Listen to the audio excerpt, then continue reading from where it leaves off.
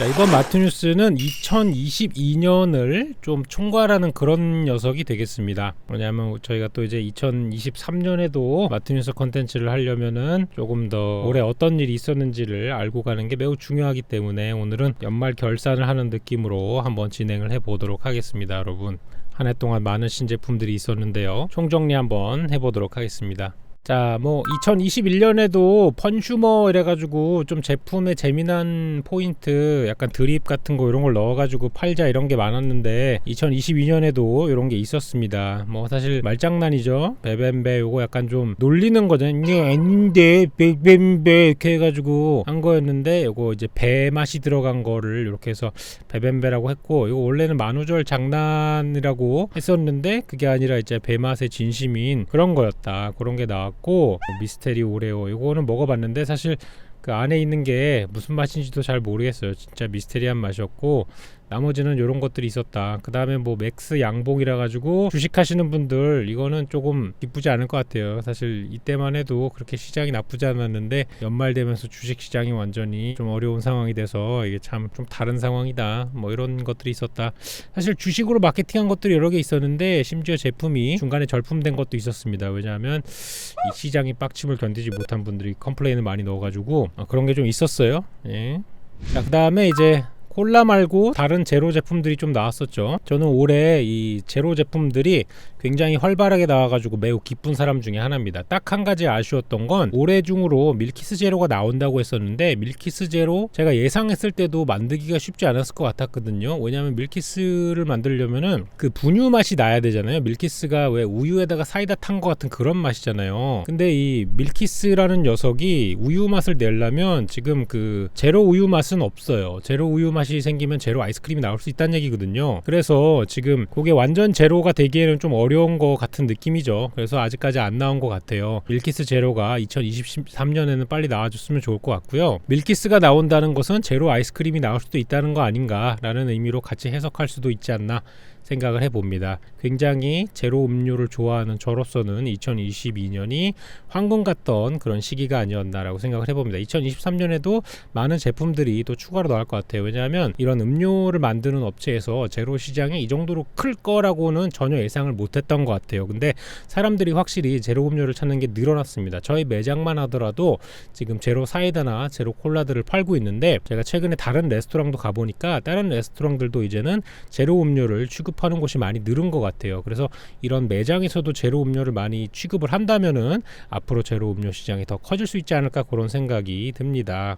자, 그리고 이 제로 음료들 중에서 특히 이제 코카콜라 같은 경우에는 굉장히 특이한 마케팅을 많이 했습니다. 보통 같은 경우에는 그냥 코카콜라 레몬 맛 제로, 뭐 코카콜라 라임 맛 제로, 코카콜라 바닐라 맛 제로 이런 식으로 출시를 했을 텐데, 코카콜라 같은 경우에는 되게 특이한 맛을 내세워가지고 사람들에게 좀 궁금증을 유발하는 스토리를 많이 했던 것 같아요. 뭐 스타더스트, 뭐 우주 먼지 맛이라던가, 뭐 마시멜로 리미트 에디션이라 그래가지고 저건 이제 마시멜로 맛이 나는 게 아니라 DJ 마시멜로랑 같이 협업을 해가지고 만든 그런 맛이고요. 수박 맛에 원래 조금 더 가까워요.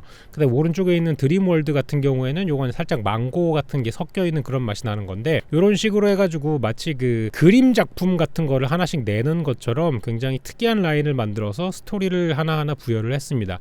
그래서 기존에 나왔던 제품들을 그냥 제로로 치는 게 아니라 제품만의 스토리를 만들어내는 그런 형태로 마케팅을 했는데요. 코카콜라라는 브랜드에 걸맞은 조금 신기한 브랜딩이어가지고 좀 재밌게 다가왔다. 저는 물론 이거 3개를 다 먹어봤는데 이 중에서 제가 제일 맛있다고 느낀 거는 가운데 거였습니다. 아무래도 제가 수박을 좋아하다 보니까 가운데 들어간 마시멜로 리미티드 버전이 이게 약간 좀 수박 맛이 나는 그런 형태였거든요. 그래서 이런 형태로 마케팅이 진행이 됐다.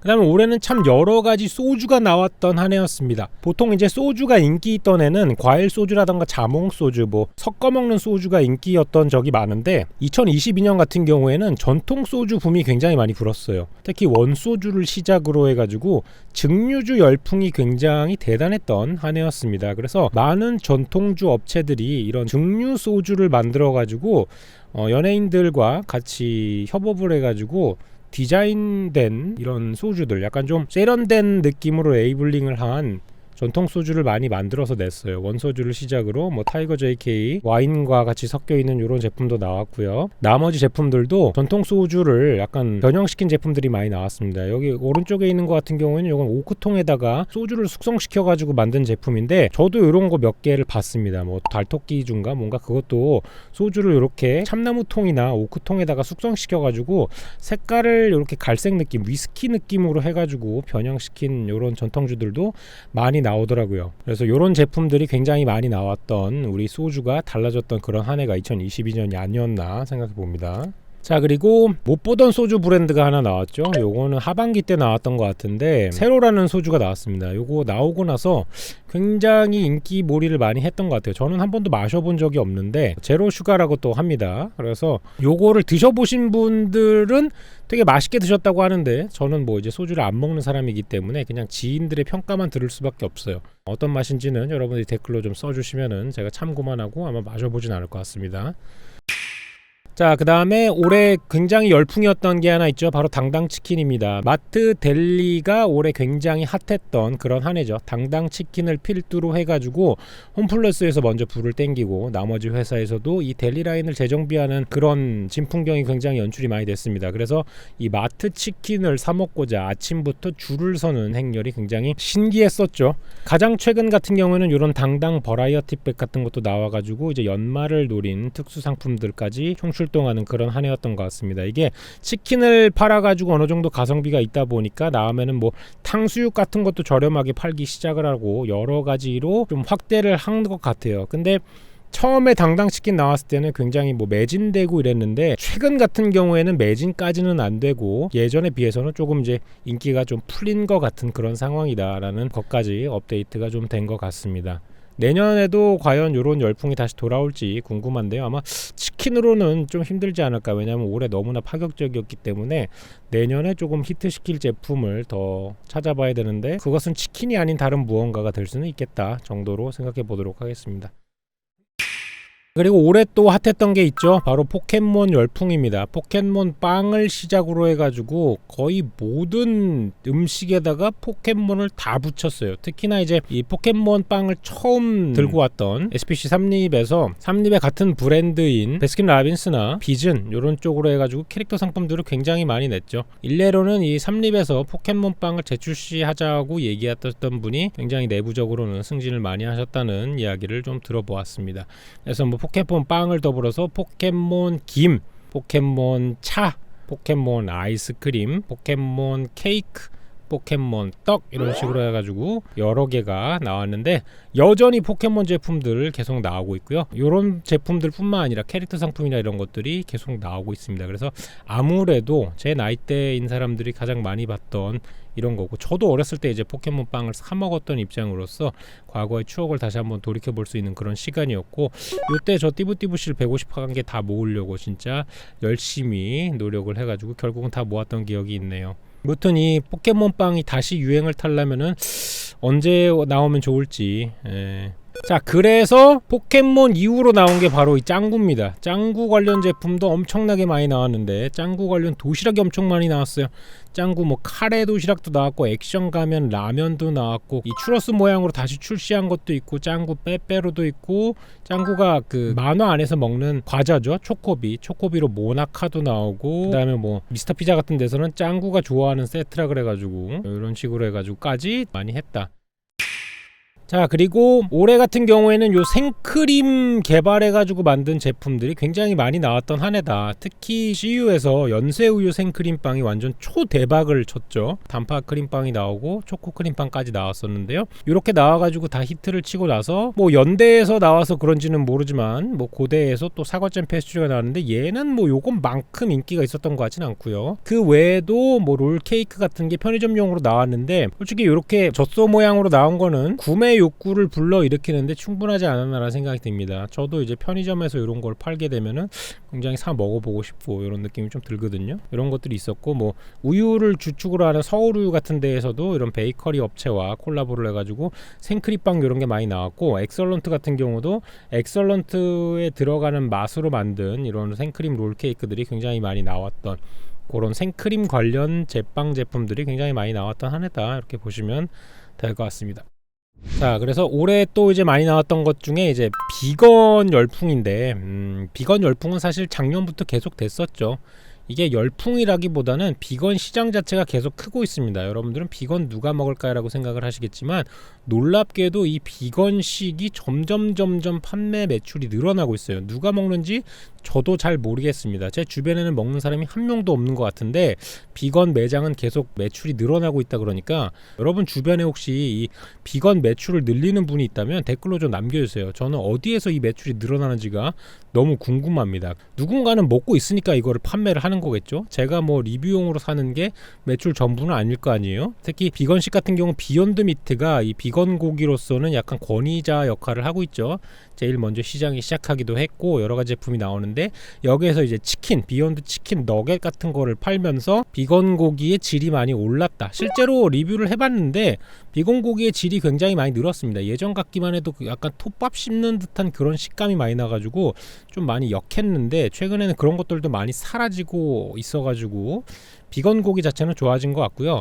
그리고 비건 고기에 더 이상 집착을 하지 않는 제품들이 많이 늘어났다. 보시면 이제 비건 라면이라던가 비건 다시다라던가 비건 카레, 비건 짜장처럼 비건 고기에 굳이 집착을 하지 않아도 나머지 들어가는 것들을 전부 다 비건으로 맞추겠다라는 형태로도 많이 개발이 된 것 같아요. 그래서 비건은 무엇일까 생각을 해보면 그냥 채식 쪽으로 가면 굉장히 쉽죠. 그래서 나물밥이라던가 이런 버섯밥이라던가 이런 것들도 비건으로 맞추기 굉장히 쉬웠고, 또 이렇게 비건 전용 제품을 사찰 음식과 협업을 해가지고 아무래도 사찰 음식 쪽에서는 이제 비건식과 매우 근접한 형태로 조리를 하다 보니까 이런 제품으로도 나온 게 있다라는 겁니다.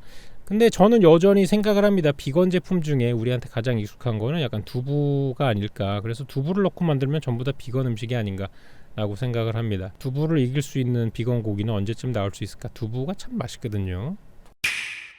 그 다음에 참 여러가지 햄버거 제품들이 많이 나왔고 또 프랜차이즈 제품들이 많이 나왔는데, 그 중에 좀 평가를 괜찮게 받은 애들 몇 개 소개해 드리도록 하겠습니다. 뭐 블랙 어니언 와퍼라던가 그릴드 비프버거. 요 그릴드 비프버거는 뭐냐면은 맘스터치에서 낸 소고기 버거예요. 맘스터치는 기본적으로 치킨버거를 파는 곳인데, 치킨버거 말고 소고기 라인을 최초로 한번 만들어 가지고 낸 적이 있습니다. 근데 생각보다 얘가 퀄리티가 괜찮게 나와 가지고 요게 조금 입소문을 탔다는 얘기가 있어요. 근데 저는 먹어보지 못했습니다. 그래서 뭐 드셔보신 분들은 괜찮았다고 하는데, 저는 뭐 시킬 거면 약간 치킨버거 시키는 스타일이어가지고 한 거였고요. 바질 페스타 같은 경우는 이건 제가 시켜가지고 먹어봤죠. 요거 보시면 굉장히 녹색 끔찍한데 맛 자체는 그렇게 나쁘지 않아요. 그 다음에 뭐 스테커들 이런 제품들 나왔던 한 해였고, 그 다음에 맥도날드에서 최근에 출시했던 게 이제 맥 그리들이라 그래가지고 요게 약간 좀 핫케이크 같은 반죽을 구워가지고 만든 겁니다. 원래는 잉글리시 머핀이라 그래가지고 그냥 맨빵 같은 식빵 같은 거에다가 이렇게 끼워주는 거였는데, 요건 조금 달콤한 맛이 나는, 그래서 단짠이 조금 부각되는 그런 제품이었어요. 사실 이 맥그리들 같은 경우 해외 맥도날드는 이미 20년 전부터 다 팔고 있던 거거든요. 근데 이게 2022년에 국내에 등장할 정도면은 되게 늦게 들어왔다라고 저는 생각이 들어요.